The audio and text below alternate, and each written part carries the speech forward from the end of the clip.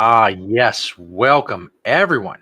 You're watching this live. That, of course, means it's Wednesday at noon Eastern time, and that is always time for the High Noon Hemp Show. If you're watching later, I have no idea what day it is or what time it is, but we appreciate you nonetheless for checking out the show and learning more about hemp and spreading the word about hemp. Because as you can see with Beach, we love hemp. I'm, of course, Stoner Jesus. You can see me doing various things on the interwebs. You can find this show in many places. Facebook, the Temptations Beach Facebook page. YouTube, it's the Jedi Hemp YouTube channel. On the X, or the Twitter, if you still call it that, at Temptations. Go check it out there as well. He is Beach. He loves hemp, and he is at the brand new Temptations location. Scrolling right there, if you want to go see Beach, you can, other than seeing him now. Beach, how are things this week in the world of Temptations? It's good. We're getting mostly everything moved in and over. I got a lot of stuff out. All the products, most of the products, I should say. A lot of products are out. So yeah, we're really getting adjusted to the new location, and it's true. I'll be here tomorrow all day if you want to stop by and check out the new flower factory. Temptations inside the flower factory in Northside. Stoner, do you know what today is? I kind of have a vague idea, Beach, but I have a feeling. I just have this feeling deep inside me that you're going to tell me exactly what day it is. What day is it, Beach? Hemp Day. That's right. Welcome everybody to the High Noon Hemp Show. It is Wednesday. It's high noon. It's Hemp Day, and we got a lot of good stuff. Got a lot of good stuff here today again. It's amazing how we do it. Remember though, the FDA has not evaluated this show for safety or efficacy. All right, let's go ahead and put our peace signs to our hemp hearts. And I pledge allegiance to the hemp fields of America and to the soil in which it is planted, one seed under the sun, with responsibility, sustainability, and thrivability for all. That's right. The world we want to live in. Let's go ahead and jump right into the product spotlight. 4 from the store, 1 from my door, which I don't think I sent over. Now that I think about it. That's okay. That's okay. We'll figure that out when we get there. The first one is, how about a Hemptations hat? We got them out. We got a lot of them. If you want to represent Hemptations in the world, representing hemp, this is a good way to do it. I also came across, and I haven't seen these in a while, but these are Hemptations roach clips. So made with hemp. And then the beads spell out Hemptations. And they're all a little bit different, pretty much the same, but, roach clips are making a comeback. And so, if you need a roach clip, how about a Hemptations one? How about a Blazing Susie? Blazy Susan, made out of hemp composite. This is a great rolling tray / dab tray. You got a spot there for your grinder and all your tools, and your papers go right there, and all kinds of stuff. And again, hemp composite, when you're done with it, if you're ever done with it, and you don't want to give it to somebody or sell it on eBay, you can just chuck it out in the yard.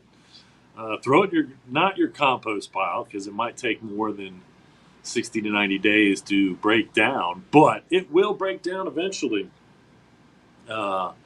in nature, as most hemp composites, as far as I know, are biodegradable. And last but not least, how about a StasLogic storage container? Now again, these lock. These are great, to have, especially in Ohio where everything's legal. If you want to keep your stuff away from the kids, keep it safe, keep it locked up. That way that people won't call you a bad parent. I don't know. But once again, you set the lock to where you want it, and you can lock your cannabis up in some hemp. It truly makes sense. All right, so I have forgotten my. Let's see. Oh wait, no, I did send it over. There The you go. one from my door is literally in my house. This is our hemp kitchen counter. So this is hemp press board. It's amazing to look at up close. It's almost like spatial, like looking at space. You can find little specks of hemp seed that were in there pressed into it. Now we did have to basically waterproof it, so we had to use an epoxy, clear epoxy, um, to uh, to make sure that it was water resistant. But it has been, and I'll get an updated picture when I can. This is now, we installed that kitchen counter at least 10 years ago in the house.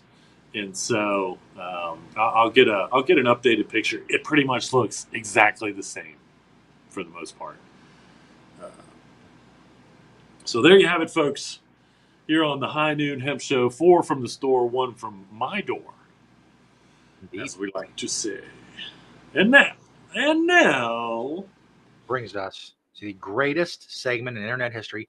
No one, as of yet, in almost 7 years now, has proved me wrong that this is the greatest segment in internet history. It's also become an occasion for us to kind of poke fun a little bit at the Guinness World Records and their complete lack of interest or caring about all of the hemp records that Beach has set and currently holds. We usually make fun of them for something stupid that they are highlighting, but today, to bring a little positivity to your world, I figured we'd bring a heartwarming story. The story of Nash, the most premature baby ever, born 19 weeks early, has turned 1 year old. So, congratulations, Nash, and good congratulations. job, Nash. There you go. We'll make fun of the Guinness World Records again next week, but today we're a little bit of positivity. We're going to give him a break. Your We'll world. give him a break. That's right. We'll slam them next week for the lack of caring about him. Anyway, all of this culminates in bringing us to the greatest segment ever, where we highlight, despite the lack of caring for the Guinness World Records, all of the hemp clothing that Beach owns, because Beach is dressed in hemp head to toe every day. As you know, if you watch the show, if you don't, well, you're about to find out, because every week I ask Beach a simple question, and he gives me a very long answer with pictures when I ask, what are you wearing, Beach? It's true. If you're curious, hey, Beach, what are you wearing today? Now you'll know. Very cool. So, up top there, that's a good old Hemptations hat, made here at Planet Everywhere Manufacturing, embroidered. That's a Hemp Hoodlam t-shirt. The fun thing about Hemp Hoodlam t-shirts, and you can't see it, is there's the little secret hidden pocket off to the side in those. Nice. That was one thing about Hemp Hoodlams that they love to do, is put little secret pockets and things in their clothing. The shorts are a pair of Satori. I think I wrote that down earlier wrong, but those are actually Satori shorts. My sock, or in the pocket there, you can see it back making its return after a couple weeks being gone, is my Green Springs Technology pen. Those briefs are I Love Bad. Those are also a pair of Satori socks. And then, of course, putting it all together, getting me where I got to go, is a good old pair of Adidas Sambas. They're bringing it all together on the, if you're curious, what are you wearing, Beach? Now you know, here on the High Noon Hemp Show. All right, well, we got a commercial here. Since it's Hempmas in July, 2 days, as they call it, I call it Hempmas. I figured I'd just go ahead and break out a good old Hempmas commercial. So here you go for your enjoyable pleasure, and then we'll be back with some news. It's that time of year for shopping day and night. Temptations for the holidays will make your pipes burn bright. Make a shopping dash, come raid Temptation stash. You're sure to find great hemp gifts while saving lots of cash. So have some cheer, get in here, everybody get along. The holidays happen once a year, it's 420 all year long. Are you having Temptations? For 20 years. Having Temptations for 20 years. Nice. Oh, you're muted, Beach. And come on, there we go. There we go. So now you know what I would look like if I was a South Park character That's right. as well. So enjoy the summer holidays. All right. So, I don't know why it's taken so long or why this, but I have now this first segment of the show is going to be pretty much like Russian Ukraine history of hemp. Of course, the Russians have a huge history of hemp. Um, but what I found out, and I had no idea until now, the history behind this. So, Napoleon's regretful attack on Moscow was because of hemp.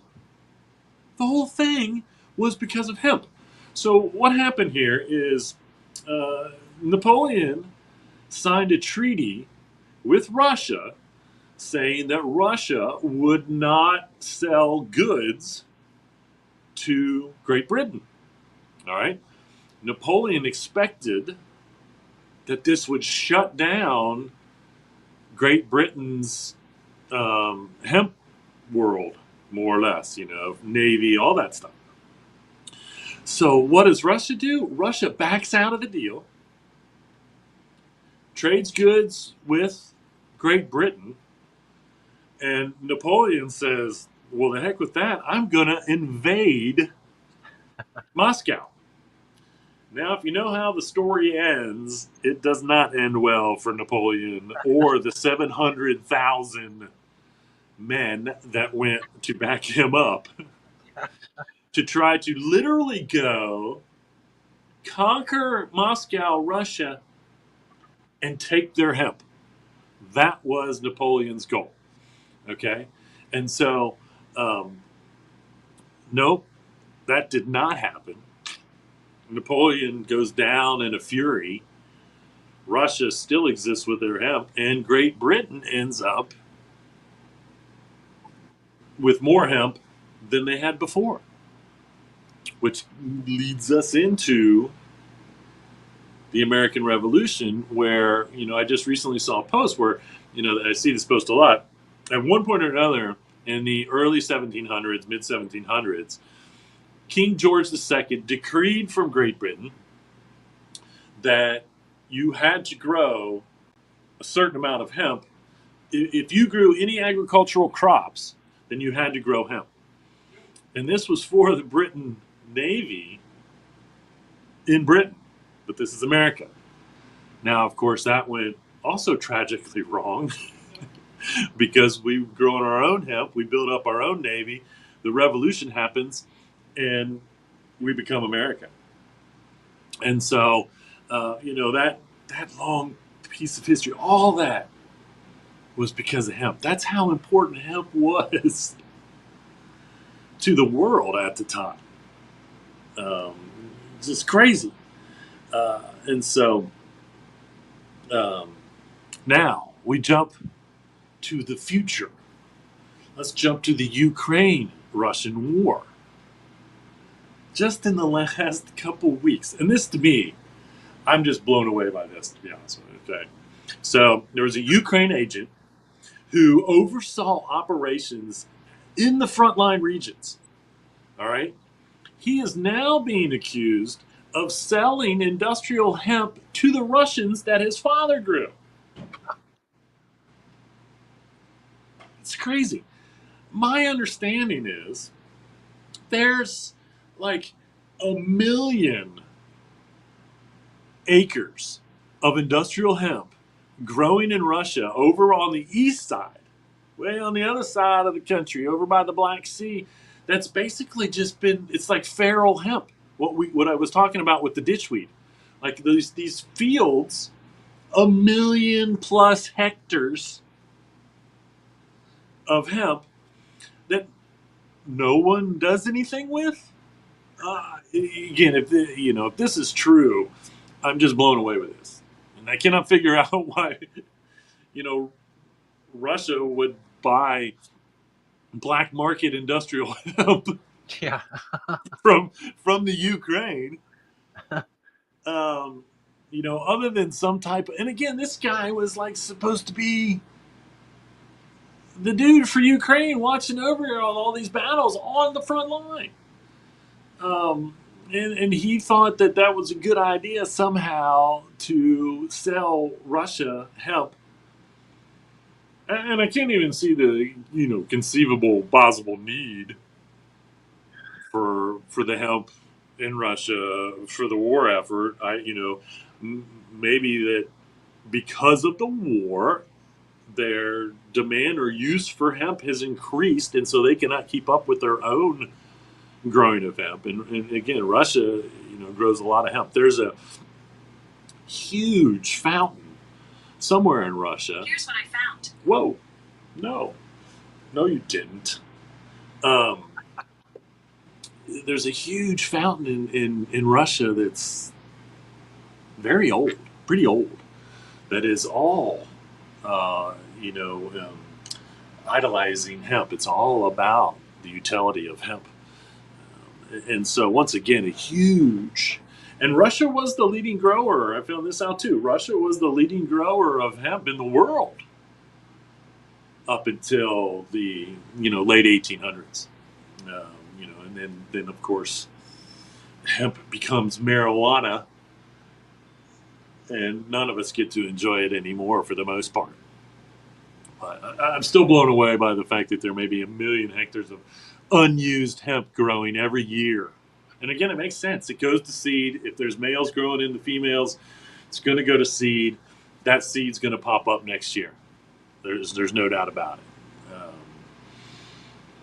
For the first time in my life, I think I want to go to Russia. No, I don't want to go to. I'm not going to go to Russia. I'm not going to go try to discover millions of hectares of hemp in Russia right now.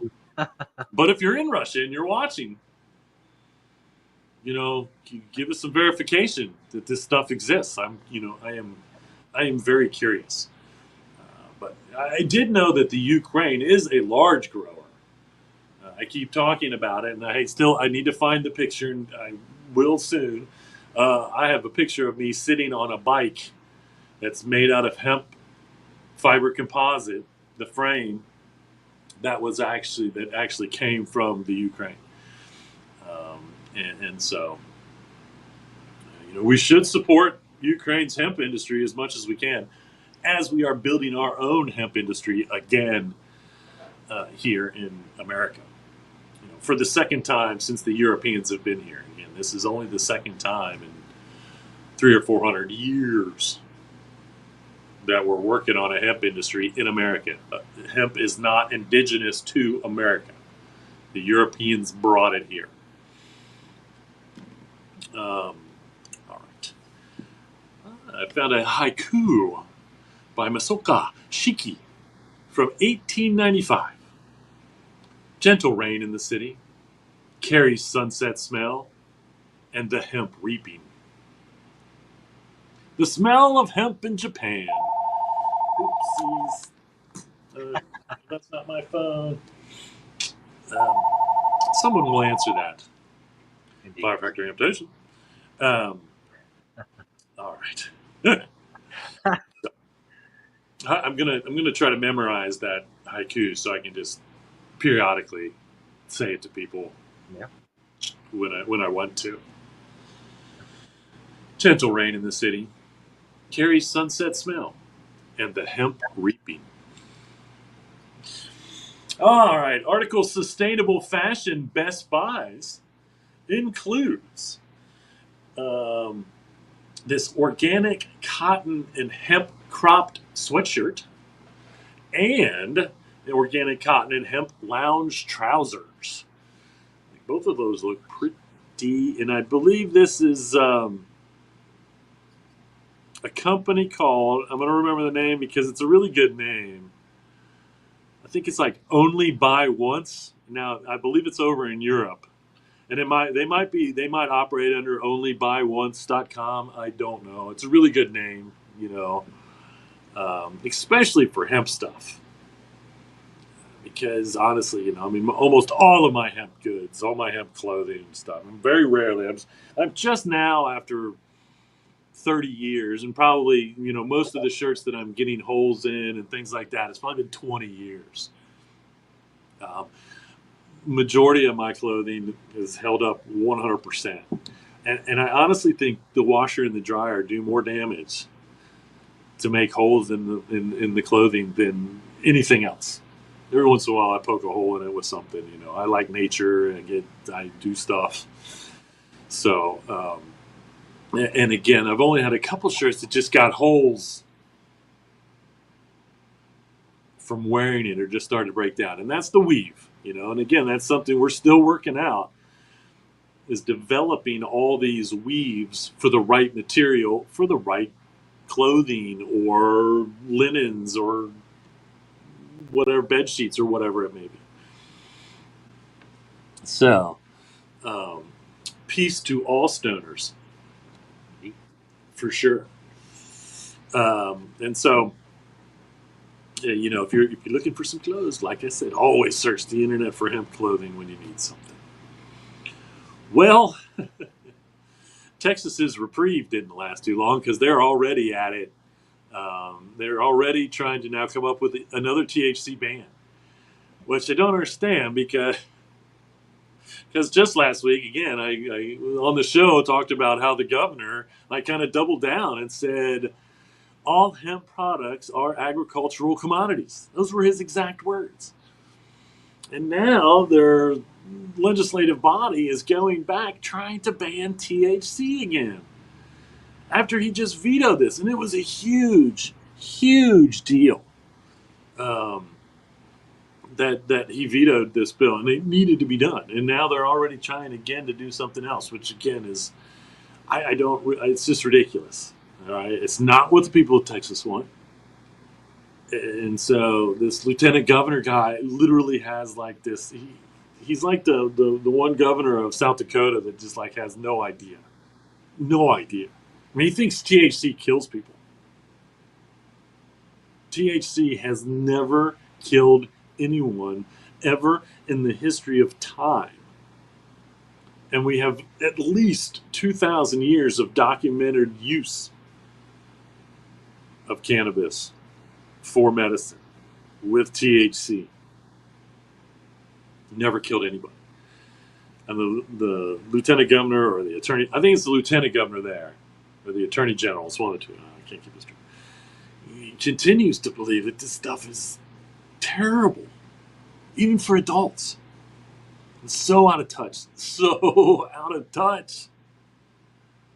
And it's concerning because, everything's bigger in Texas. And if things go awry in Texas and they allow this to happen, it may not end up well for the rest of us. That's for sure.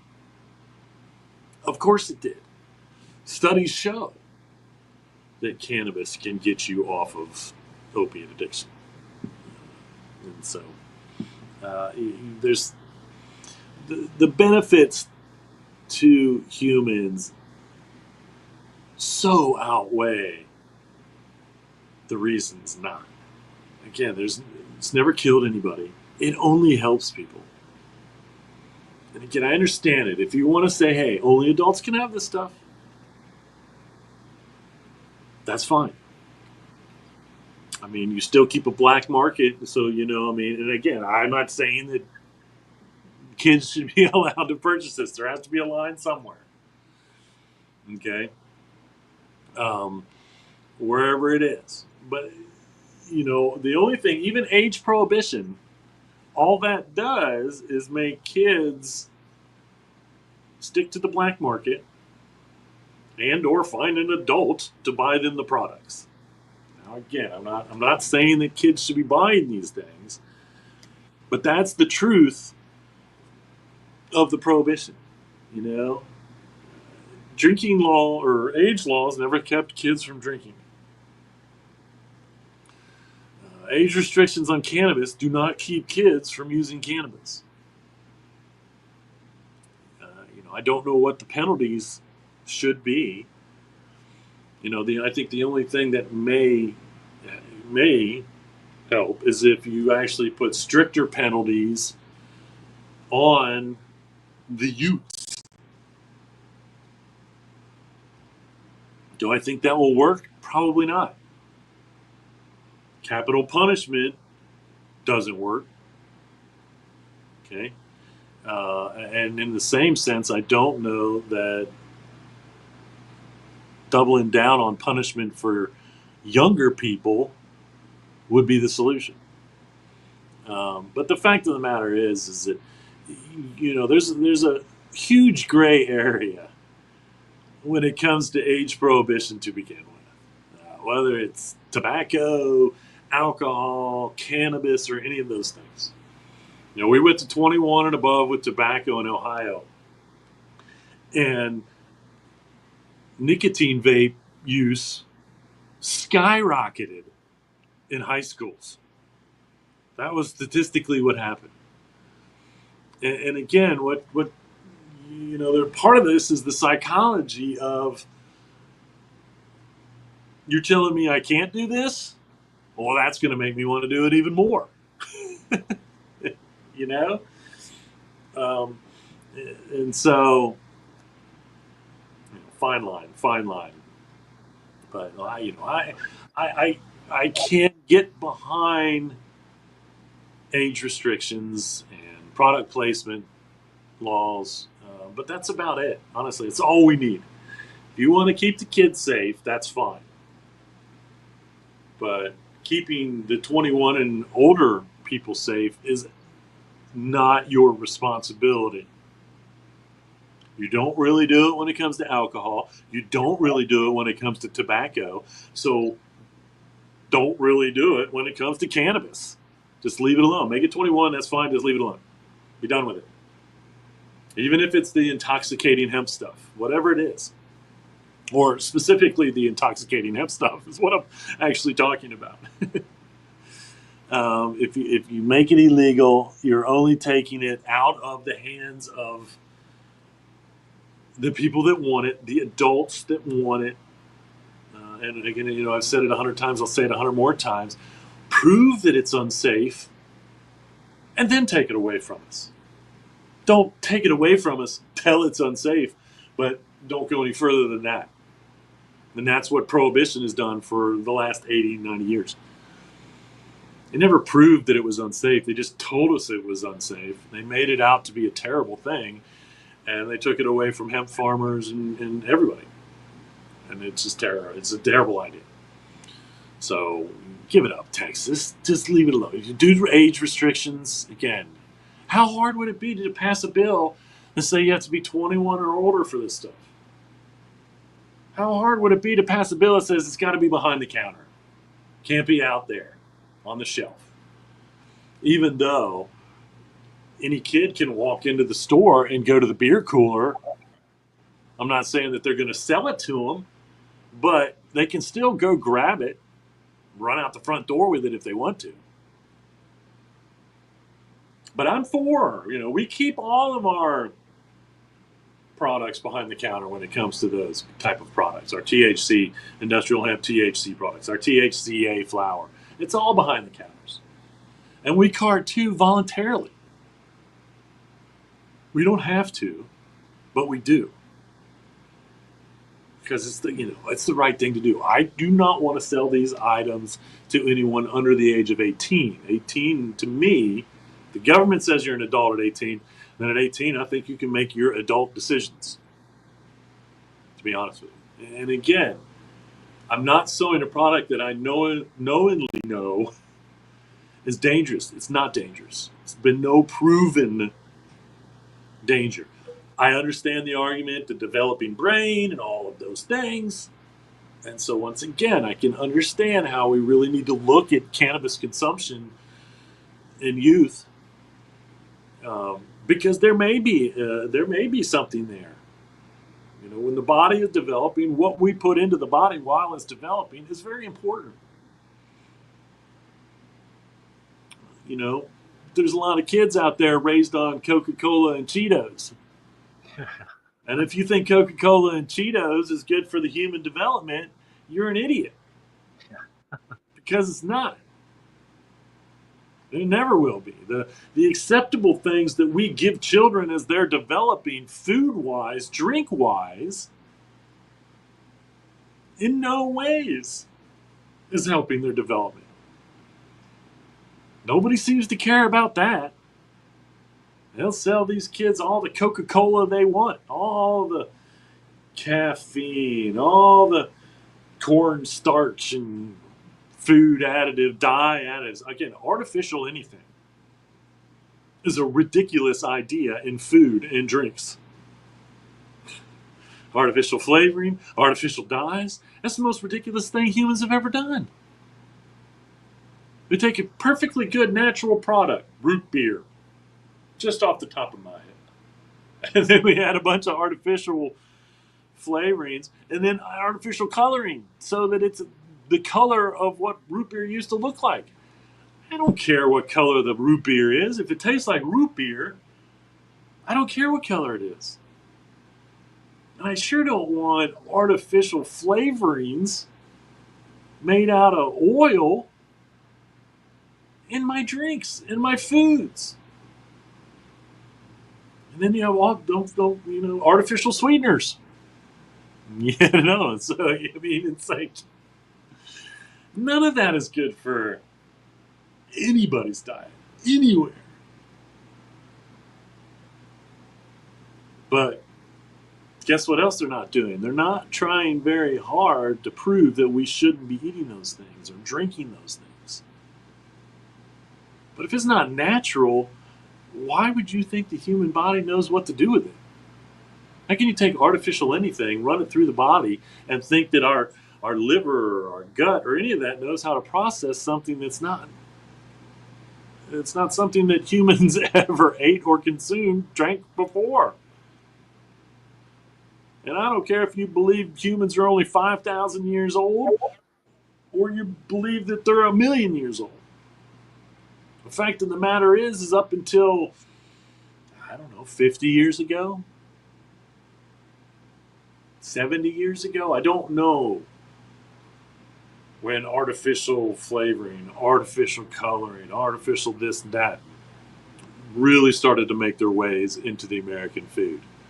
But I can tell you they were full blown by the time I was born in 1970. Okay? And we didn't have those foods in our house. I mean, if we had a 2-liter of Coke in the house, it was like for a celebration or something. Yeah.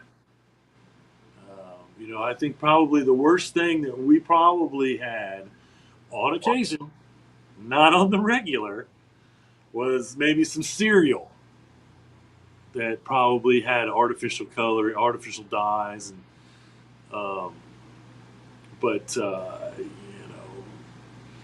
my mom's theory was if it's not in the house, then you ain't eating it. But of course, I went out and even in high school when I could go out and make my own choices, I really didn't drink a whole lot of, if it was up to me, we got to go out for lunch every day and I could get a Coke every day to drink if I wanted to, but I didn't. We didn't drink it at home and I really didn't drink it out. I suppose, the biggest treat for me is when I would go over to my best friend BR's house and they had LA1. And I think LA1 was actual real sugar. I'm not positive at the time. But that was probably one of the only soft drinks that, on a special occasion, like I said, if I was over there. And even then we didn't do that a lot because they loved their LA1 so much that they didn't like to give it away and they always had a backstop. But, my mom was a cook from scratch. Again, I grew up on a self-sufficient farm, all natural. We grew all our fruits, vegetables, we had chickens, all that stuff. And again, very rarely did we have processed foods in the house. And very rarely did we have anything that had artificial dyes. And my mom did switch over to Diet Coke. At some point, she was drinking Diet Coke, and the worst of that was the synthetic sugaring, the synthetic sweeteners, I should say. I'm not correlation or causation. My mom ended up dying from cancer. And that was probably the worst of it, is because she did consume a lot of artificial sweetener. That was probably her one vice older in life, is that she drank diet drinks thinking they were better. When the only thing diet drinks do is they take the sugars out and they put artificial sweeteners in, and then they put the artificial sweeteners in big bold letters like it's a warning on the ingredients. Why would they do that? Why would they do that? It's almost like saying, we know this is bad for you, but we're going to put it in big bold letters on the back so you know it's in there, and it's your choice. We did everything we could to try to warn you, even though it didn't say. All it did is it said contains, and then it would tell you the synthetic sweetener that it contained in bold letters. And I don't know if they still do that or they don't, but I remember that. And I mean, it was only one of the things I first realized, like, well, this can't be good. This can't be good. And it's not. So, anyway. All natural should be, again, if you want your body to be in homeostasis, operating at optimal speed, so to speak, then you have to consume as much all natural stuff as you can. There is no perfect. I don't believe in perfect. So I'm not here to tell you that I don't consume things that may not be all natural at some point or another. But it's like, I believe in the vegan lifestyle, but I'm not a vegan. So I try to support that when I can for myself, because the health benefits are there. And it's the same with those type of foods. Is I try to avoid them. Do I all the time? No. I'm not perfect. There is no perfect. And I like to treat myself to a treat every once in a while. But it's a minimal thing. Nothing in moderation can kill you. Nothing. You just have to know what that moderation level is. So liquid wood. Okay, liquid wood. It's not really wood. It's called Arboform. It's a bioplastic. I think I sent over a picture. This is it. Even though the only thing that looks like wood in this picture is that log, because to me that just looks like hemp composite. Yeah. Now I don't think that's the final product. I think they're still working it out to make it look like wood, more like wood, more like hemp wood down in Kentucky. But that is their goal.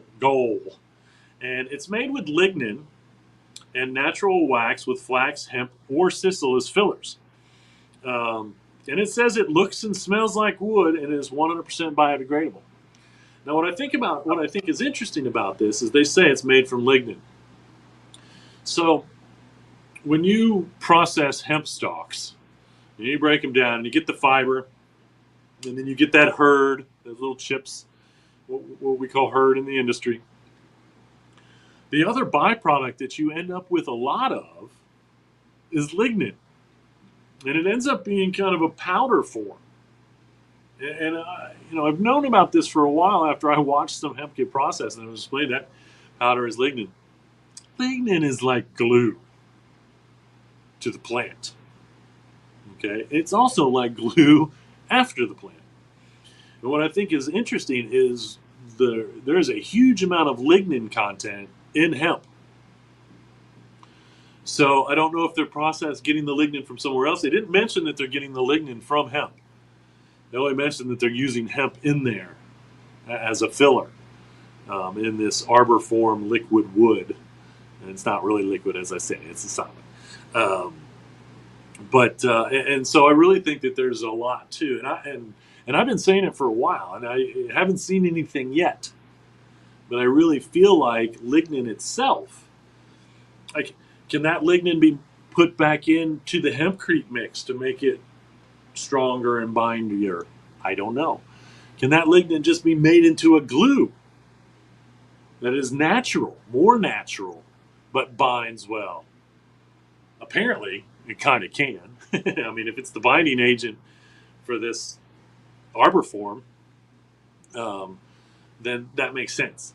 You know, these are some of the things that I've been proposing for years and years and years when it comes to lignin, which again is one of the byproducts of processing hemp that we have seen very little use for until now.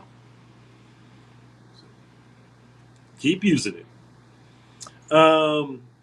Company Terramer got a financial boost from Buscar Company after Buscar purchased 50% of Terramar. And they produce what's called Turbo, and it's TERBO 1000, which is a hemp-based bioplastic that biodegrades in 180 days, which is, I think, twice the amount to be what we call compostable. But basically, that's a half a year.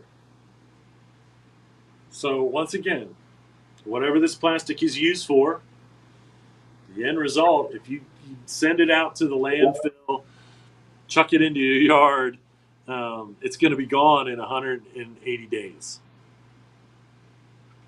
That is the way all plastic should be. Not 200 years, not 500 years for some plastic, but 100 and half a year, the plastic is gone, giving everything back to the earth that was taken. That's why we love hemp composites so much. They can replace about 60 to 70% of the plastic in the world. And I would say 90% of those, because I don't know for sure that 100% of those are biodegradable. Those hemp composite parts. You know, we've got spoons, knives, and forks plasticware. Hemp straws, plasticware. Or composite ware, I should say. Plastics made out of oil. All these things. You know, my hemp coffee cup. Hemp composite. And I've been carrying that now for, I believe, almost 8 years. I purchased this coffee cup 2016, 2017, somewhere around in there. I forget. I figured it out. I have probably, safe estimates, drank 10,000 cups of coffee out of this coffee cup. I get my 2 to 3 a day over the 10 years. You guys can work that math out on your own, but I'm estimating 10,000 cups of coffee in this hemp coffee cup. And guess what? When I'm done with it, I can take that hemp composite base, remove it from the metal pieces, chuck it into my backyard, and it'll be gone. It'll break down naturally. Guess what? I'm never going to do that. Someday, maybe my son will list this coffee cup on eBay after I've passed away. No, he might actually keep it. Drink water out of it. So, but I will pass it on to him because it will last me my lifetime, and it would probably last him in his lifetime, if he so desires. Man. How about this recipe for smashed cucumber salad? This looks absolutely delicious.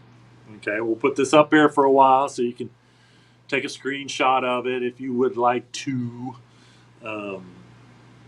But this is actually from Linwood's, and Linwood's is they have hemp hearts, and so maybe your grocery store has Linwood's hemp hearts on the shelf. Everyone should have hemp hearts in their pantry, even if you just have a couple spoonfuls a day. It is seriously beneficial to your health. You know, two tablespoons in the morning, 2 tablespoons at night would be an unbelievable amount of nutrition. And so there you have it. You know, this is another one of those recipes that looks so good, I really do want to make it.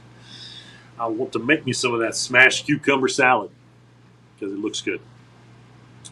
And if you can find Linwood's hemp hearts, support them. I don't know where they're out of. I don't know where they're from. I might have to look it up just to see if they're online or what grocery store, what part of the country they're in. But there you have it. Support them if you can. So I know that I have reported on hemp mycelium sound barriers.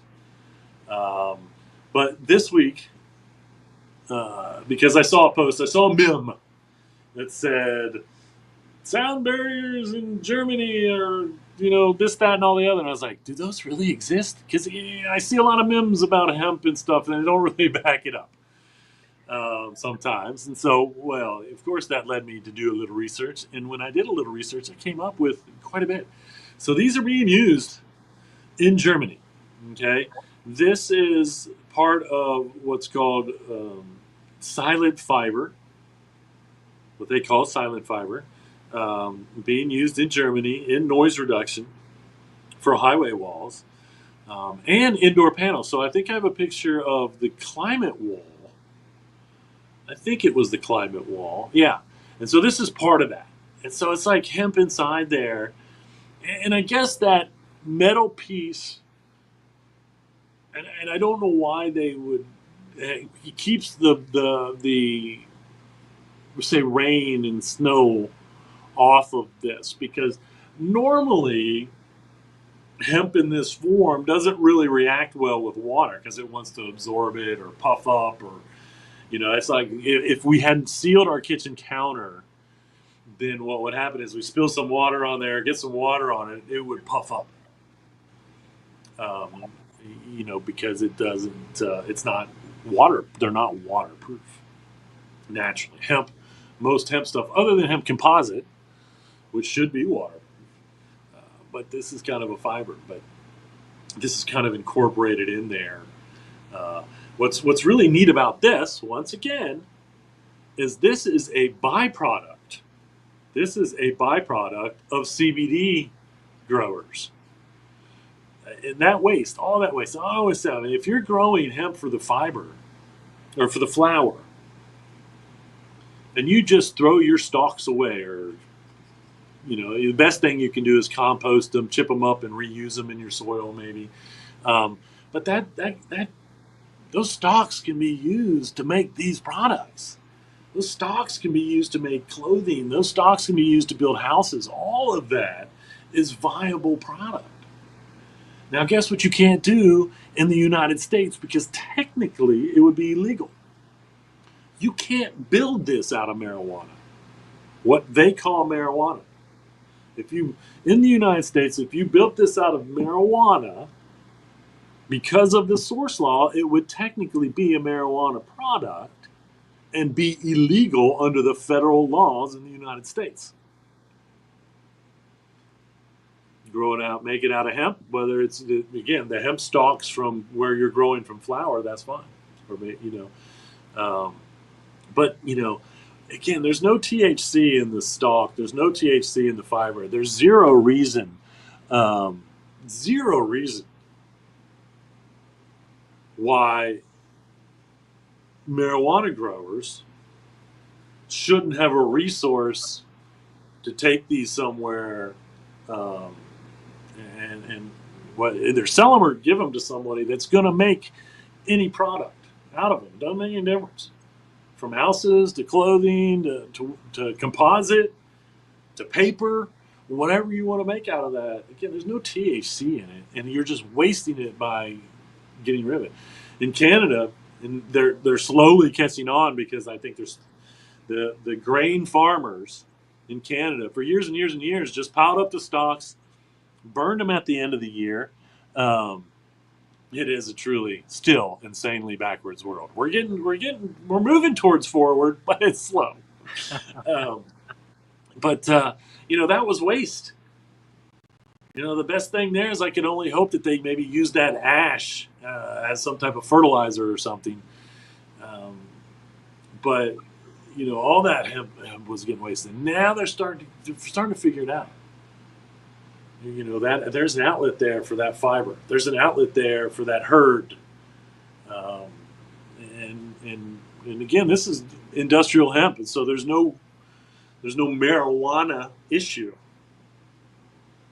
You can do anything with hemp that you want. You can make anything out of hemp that you want. It's a hemp product. That's the law. And then you have these hemp forma, and these are like more like panels for your home if you want. I think it's really neat how they have many different colors. But this is just basically paneling, and they are selling these as a sound absorbing or sound barrier kind of panels. And so, and I do believe I did see a project with these. It was like an auditorium, I believe, that was using these to line the auditorium. So pretty neat stuff there. So an American architect studio, Cordero Pardee, decided to revamp a barn. And when they decided to redesign this barn for a studio, they used hemp. I think I shot a picture of her. It's just a quaint little. This looks like a classic painting to me, Yeah. It's just the way it kind of cropped out in the picture, and it's only 900 square feet, kind of out in the middle of nowhere, which I think is really cool. They're building this studio for their architects, and once again, this is an architect that chose hemp out of all the options. They chose hemp, and we're seeing a lot more architects and designers, really get behind it. Not just saying, yeah, we can build you a house out of it, but again, saying this, we're redoing our studio, or a studio that we want to make a studio, and we chose hemp to redo it because it is the most environmentally friendly construction material to work with right now, and the benefits are insane. If it's hempcrete, it's antifungal, antibacterial, fire retardant, carbon negative, because it sequesters all the carbon as it's growing, and then it continues to sequester carbon one way or another. So that's pretty neat. Thank you for that. All right, we'll leave you with this.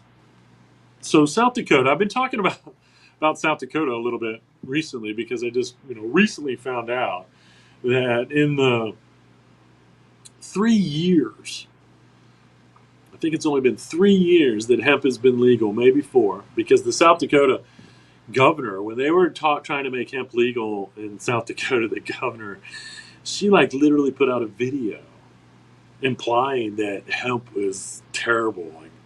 There were drug dogs in this video that was anti-hemp.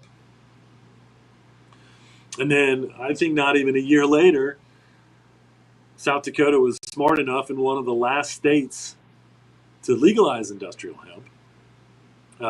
Now they are the leading grower of industrial hemp. And I've gotten a little bit more background onto why that is, because I didn't know. I don't know of any companies that are buying a bunch of hemp. And again, I don't know where these products are going once I found out why they're really being so widely grown. It's for carbon sequestering. All right, so a lot of the hemp being grown in South Dakota is part of what they call carbon credits. Okay, and I'm not extremely excited, or I never have been extremely excited about carbon credits, because basically what they allow a company to do. Okay, so you're the worst environmentally friendly company in the world. All right, whatever it is you do, terrible for the environment. So all of a sudden you buy a bunch of carbon credits, and that makes your whatever it is you do okay. Like, oh, but look what we're doing.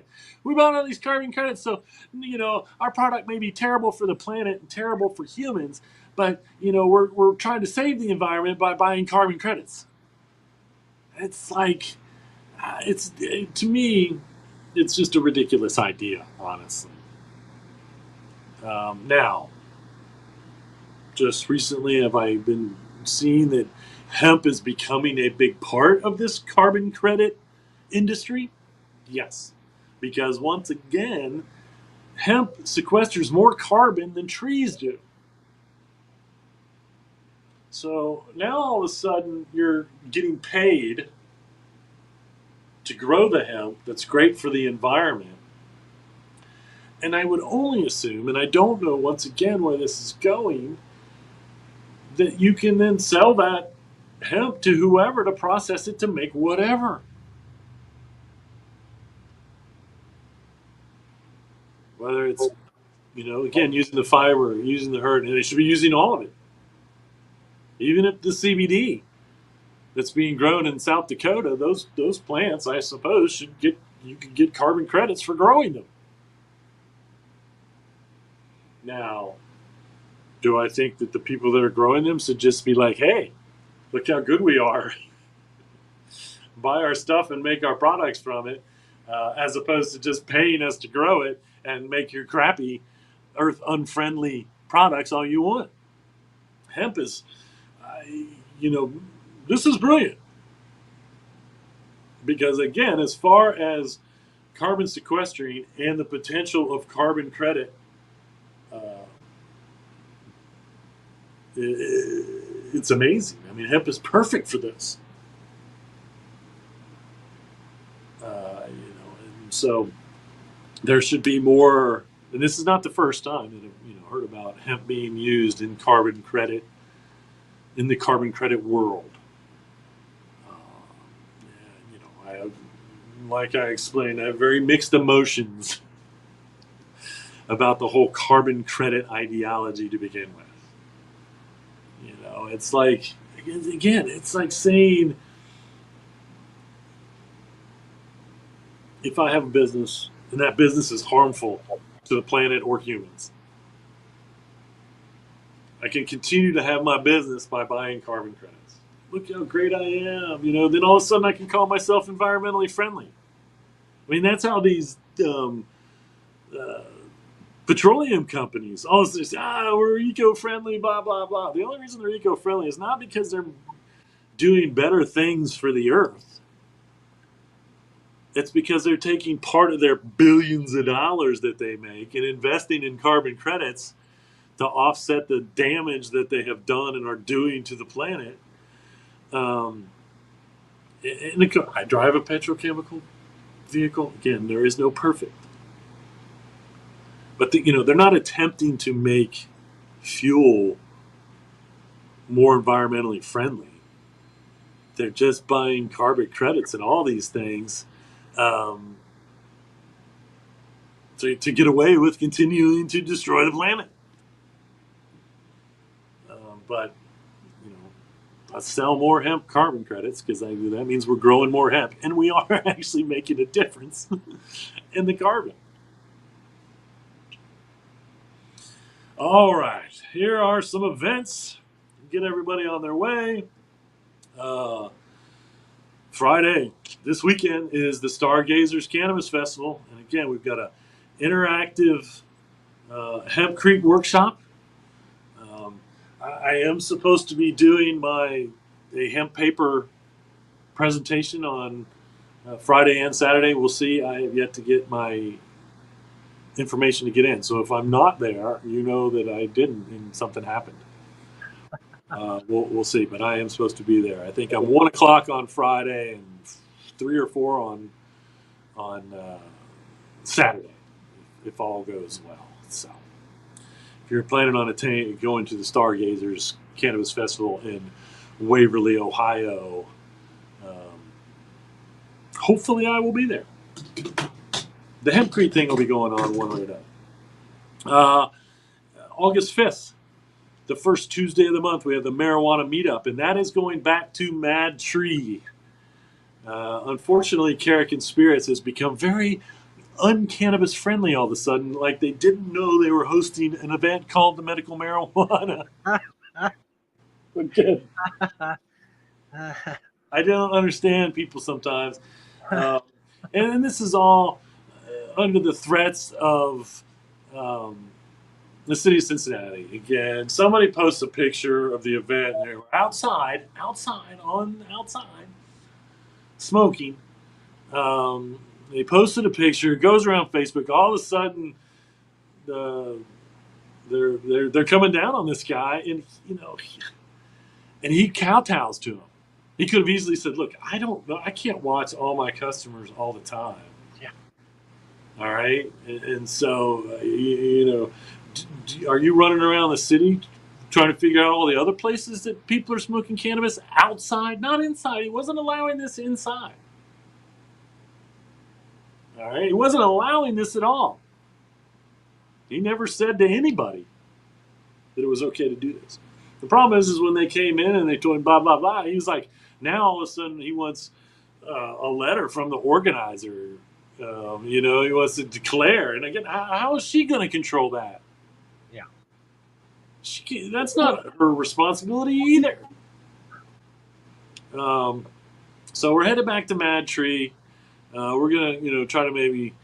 I have one idea. I'm gonna go visit a place and talk to them and see how they would feel about it. And so, we are in talks of having the Halloween, the medical marijuana meetup Halloween party here at the Flower Factory, Temptations. Nice. So we'll see how that goes. If you're in the city and you know a place that's got parking for, this event brings in 70 to 100 people every Tuesday. We need good parking for probably at least 50 would be good. In an area that realizes they're hosting the medical marijuana meetup. That's the name of it. Okay? Don't tell us you're going to host the medical marijuana meetup and then eventually tell us that you have a problem with cannabis. And I don't care who owns what bar. All right? Your constituents are most more than likely, if you have an outdoor area, going outside to smoke cannabis. Technically legal in the United States. Now, again, there are no venues. Again, it's not legal to smoke. Well, it's probably not legal to smoke indoors because of the smoking laws, either way. But I don't know of anywhere that it's legal to smoke cannabis in a business. Except for here, when it's hemp, because a good majority of our products are hemp. And so, you can smoke tobacco indoors if that place, 80% of their revenue comes from tobacco sales. So you could smoke in a cigar shop if you technically wanted to. 80% of our sales come from hemp, and so we should be able to smoke hemp indoors. I'm not saying we're gonna, but I'm not saying we don't. It's hemp. It's legal. That's right. Either way. Again, this to me would be more of a violation of the smoking laws, and you have to get at least a warning or a complaint before they come and even investigate that. So, but anyway, Mad Tree, we're going back to the Mad Tree. It'll be August 5th, marijuana meetup. You can go to the Meetup app, join the Meetup app, and then go join the medical marijuana meetup group, and then you'll get updates and all kinds of things like that. And again, I go as the hemp guy. I represent hemp at these meetups. So August 15th through the 20th and the 23rd through the 28th, 2 different weeks, you have this hemp lime hands-on workshop. This is going to be in Parkdale, Oregon.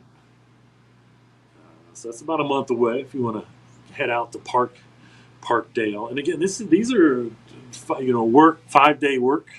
Now, again, what we have seen for these, especially when described as a hands-on workshop, what that really means is you're going to help them build something out of hemp. And I don't know if there's a fee, but you may pay to do that.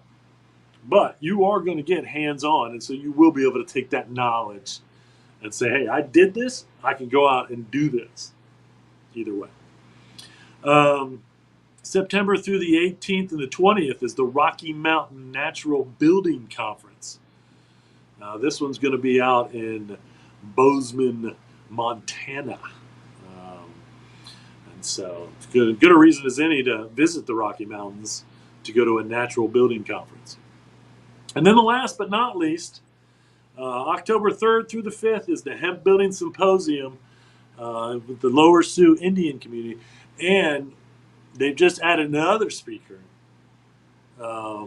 which, again, Amara Chandre, they're one of the leading makers of hemp construction materials.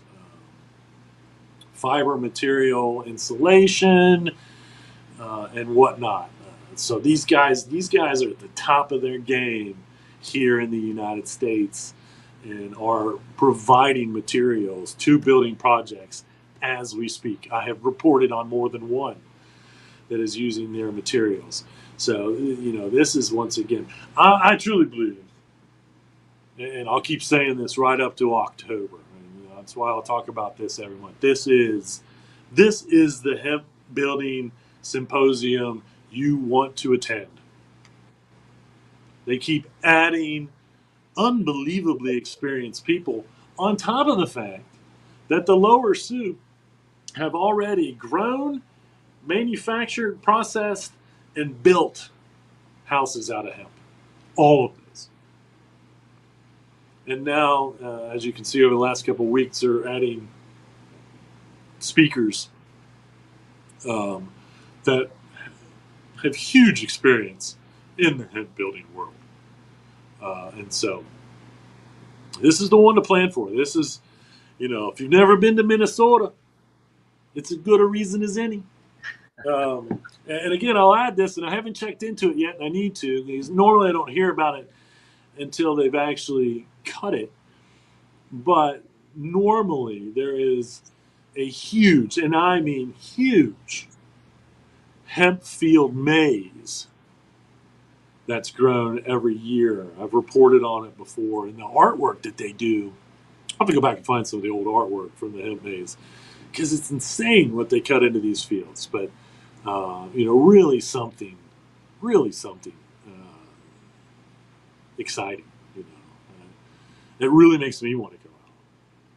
And this event really makes me want to go out. If they asked me to speak, I'd go out in a heartbeat. Not that I would speak or be knowledgeable about hemp building. I could speak and be knowledgeable about little things, or even report on it for the week. That would be awesome.